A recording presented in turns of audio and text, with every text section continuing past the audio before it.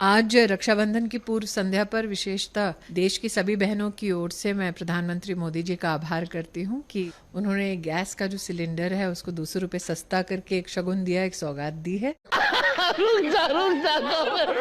आज तक डिजिटल पर इस वक्त की बड़ी खबर। दिवाली से पहले लगा लोगों को महंगाई का झटका। तेल कंपनियों ने कमर्शियल एलपीजी सिलेंडर महंगा किया। ये भगवान क्या जुल्म है। तो लल्लन भैया देखा, अभी कुछ दिन पहले ही दाल में हल्दी के बराबर लोगों को सिलेंडर पे थोड़ा राहत दिया गया था, लेकिन दिवाली आते आते फिर से निकाल दिया लोगों का दिवाला और गैस सिलेंडर पे सीधे 101 रुपए बढ़ा डाला। यही नहीं, अभी और सुनिए।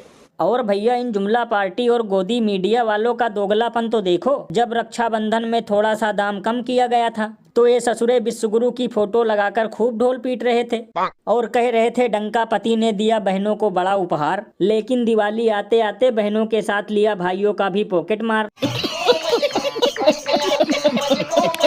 ये बड़ी अच्छी बात कही आपने, क्योंकि तब ये सब फुदक रहे थे, लेकिन अब कोई नजर नहीं आ रहा। कभी होली में सिलेंडर का दाम बढ़ा देते हैं, कभी दिवाली में। अब तो लगता है हिंदू से ज्यादा त्योहार खतरे में है। अरे बाप रे, ये तो धोती खोल रहा है। वैसे लल्लन भैया मुझे तो लगता है चुनाव को मद्देनजर रखते हुए ये कदम उठाया गया है, क्योंकि पहले इन्हें लगा था कि सिलेंडर का दाम घटा के वोट बढ़ा लेंगे, लेकिन अब ये पेतरा भी फेल हो गया। इसीलिए फिर से बढ़ा दिया सिलेंडर का दाम और उसमें घुसेड़ दिया तेल कंपनियों का नाम। और अभी तो रुको, क्लाइमैक्स अभी बाकी है।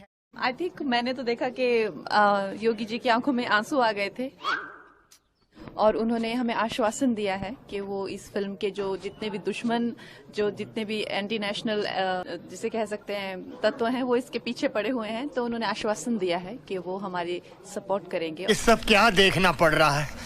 अच्छा है मैं अंधा हूँ। तो भैया देखा, अभी 2 दिन पहले ही ये लोगों से फिल्म देखने की अपील कर रही थी और अब 2 दिन बाद इनकी फिल्म न देखने वाले एंटी नेशनल हो गए। तो लल्लन भैया अगर इस हिसाब से देखा जाए तो सबसे बड़े एंटी नेशनल तो वो लोग हुए जो 1000 रुपए किलो आटा खरीदने का रखते थे दम, लेकिन फिर भी नहीं देखने गए इनकी फिल्म। और लल्लन भैया मैं तो कहता हूँ अब इन्हें सरकार से कहकर लोगों को चेतावनी भी दिलवाना चाहिए कि जो भी व्यक्ति ये फिल्म देखने नहीं जाएगा उसे इस देश में रहने का कोई अधिकार नहीं। वैसे लल्लन भैया मुझे तो लगता है जब से देश 2014 में आजाद हुआ है तब से केवल हम लोगों के ही नहीं बल्कि फिल्मों के भी बुरे दिन चल रहे हैं।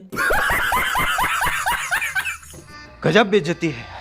ये बड़ी अच्छी बात कही आपने। वैसे भैया मैं तो कहता हूँ अब इन्हें ये फिल्म विश्वगुरु के YouTube चैनल पर डाल देना चाहिए, क्योंकि थिएटर के अंदर पॉपकॉर्न और कोल्ड ड्रिंक बेचने वाले भी सोच रहे होंगे कि घटिया लोगों की वजह से हम लोगों की खटिया खड़ी हो रही है।